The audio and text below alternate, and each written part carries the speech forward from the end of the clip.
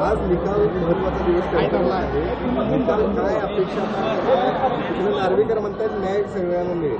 मला वाटतं ह्याच्यात 2-3 बाजू बघण्यासारख्या आहेत. पहिली बाजू म्हणजे हीच आहे की परवाकडे पहिल्यांदा असं मी ऐकतोय की अध्यक्ष महोदय स्वतः जाऊन मुख्यमंत्र्यांना वर्षा बंगल्यावर भेटतात. म्हणजे न्यायमूर्ती आरोपींना भेटण्यासारखं झालेलं आहे. आणि हे जगजाहीर आपण पाहताय की असा हा प्रकार कधीही महाराष्ट्रात झाला नव्हता. कदाचित त्यांनी कुठच्याही निमित्ताने बैठक लावली असती किंवा फोन केला असता. ह्यांचे फोन कोण टॅप करतोय की ह्यांना स्वतःवर विश्वास नाही, एकमेकांवर विश्वास नाही की फोन टॅपिंग चालू आहे. पण हे जरी असलं तरी दुसऱ्या बाजूला आजचा महत्त्वाचा दिवस एवढ्यासाठी आहे, हा न्याय नुसतं शिवसेना उद्धव बाळासाहेब ठाकरे पक्षासाठी नाही, पण कुठचे संविधान पाळत आहेत अध्यक्ष महोदय ह्याच्यावर आहे. जर देशाच्या संविधानाप्रमाणे गेलं, जर डॉक्टर बाबासाहेब आंबेडकरांनी जे संविधान लिहिलं त्याप्रमाणे गेलं तर 40 गद्दार हे बाद झाले पाहिजे. जर निकाल वेगळा आला किंवा कन्फ्युजिंग निकाल आला तर ह्याच्यात भाजपचं नवीन संविधानाचं कुठेतरी मिश्रण झाल्यासारखं वाटायला लागेल. आज जर निकाल विरोधात गेला तर त्याचे काय परिणाम होतील? मला वाटतं एक महत्त्वाची गोष्ट आहे की जसं मी सांगितलं की पक्षासाठी नाही तर देशासाठी हा निकाल महत्त्वाचा आहे. येणाऱ्या कार्याची ही चिन्ह असतील आणि आपल्याला मग नागरिक म्हणून विचार करायला लागेल. निकाल उलटा गेला तर काय त्याची नाही तर जर तरवर मला वाटतं तेवढा विचार करून उपयोग नाही कारण आता मला वाटतं 2-3-4 तासात सुरू होईल रिडिंग.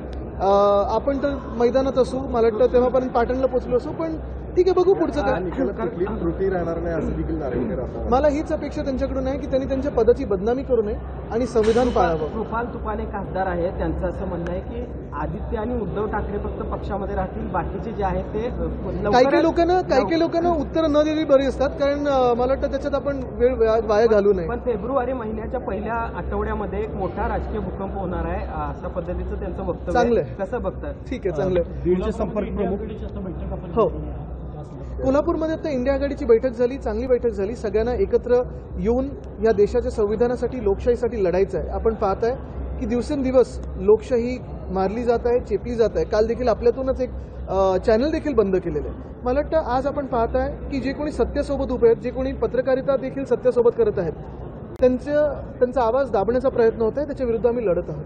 जर हा निकाल विरोधात गेला तर कायदेशीर लढायला तयार आहे का? मला वाटतं हे सगळे जर तर जसं मी सांगितलं अपेक्षा हीच आहे की संविधान जे डॉक्टर बाबासाहेब आंबेडकरांनी दिलेलं आहे त्याप्रमाणे निकाल यावा. जर वेगळा काही निकाल आला तर त्या भाजपचं नवीन संविधान जे त्यांना लिहायचं आहे त्याप्रमाणे होईल. अध्यक्ष सीएमना भेटायला गेलं तुम्ही आता सर्वोच्च न्यायालयात गेलं, सुनील प्रभूंनी याचिका दाखल केली. ती याचिका हीच आहे. महत्त्वाची गोष्ट हीच असते की न्यायमूर्ती जेव्हा न्यायनिवाडा करतात, आता आपण पाहताय ह्या पूर्ण घटनेत न्यायमूर्ती कोण आहेत तर अध्यक्ष महोदय आहेत. ट्रायब्युनलचं ते काम करतात आणि त्यांनी आरोपींना जाऊन भेटणं, ज्यांच्यावर डिस्क्वालिफिकेशनचा आता केस चालू आहे, हे किती योग्य आहे? एरवी पण कधीही अध्यक्ष महोदय असं कोणाचं म्हणजे प्रोटोकॉलप्रमाणे जात नाहीत घरी. हे करत असताना दिवसाढवळे एवढं जाणं, प्रेसमध्ये आल्यानंतर देखील कुठेही न बोलणं, मला वाटतं असं कधीही आम्ही राजकारण एवढं घालणं पाहिलं नव्हतं. राजकीय हालचाली आहे की त्याच्यामध्ये असं म्हटलेलं आहे की माझ्या मतदारसंघातल्या कामासंदर्भात मी गेलो होतो आणि अध्यक्षपद सोडून नाही तर काय, कितीतरी वेळा असे त्यांनी प्रतिक्रिया देऊ शकतात, पण जे सत्य आहे ते सत्य आहे. आणि तसं पाहिलं गेलं तर परवा मी कोल्हापूरच होतो. अनेक कामं मुंबईतली रखडलेली आहेत पण कुठचंही सुरू झालेलं नाही. त्यांच्या स्वतःच्या मतदारसंघातले रस्ते हे आता कोर्टात गेलेले आहेत तिकडचे जे कॉन्ट्रॅक्टर आहेत. पण मुख्य गोष्ट हीच आहे की एवढं सगळं चालू असताना कितीही काही मोठी गोष्ट असली तरी एक प्रोटोकॉल पाळणं गरजेचं असतं आणि ते मान आणि ते जे काही जबाबदारी असते ती स्वतःची नसते तर पदाची असते, तेवढं तरी राखणं गरजेचं होतं. निकाल यायला अवघे काही तास शिल्लक आहेत, मात्र राजकीय हालचालीनं वेग आलेला आहे. काल रात्री मुख्यमंत्र्यांनी दोन्ही उपमुख्यमंत्र्यांमध्ये बैठक झाली. आज दीपक केसरकर देखील महत्वाच्या नेत्यांच्या भेटीगाठी घेत आहेत.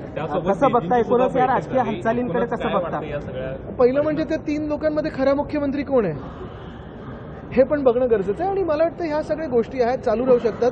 ते त्यांच्यात व्यस्त असतील. आपण पाहताय काल तर आम्ही तुमच्यासोबतच लोकांमध्ये आम्ही आता आम्हाला न्याय हा जनतेकडून मिळणार. तुम्ही सुरुवातीला गद्दार हे सगळं वाक्य वापरत होता, आता पुन्हा एकदा दौरा करताय त्यामध्ये सुद्धा हीच वाक्य वापर. 2 वर्ष जी गद्दारीची आहेत मी ही वाक्य वापरणार, कारण जे आहेत ते आहेत.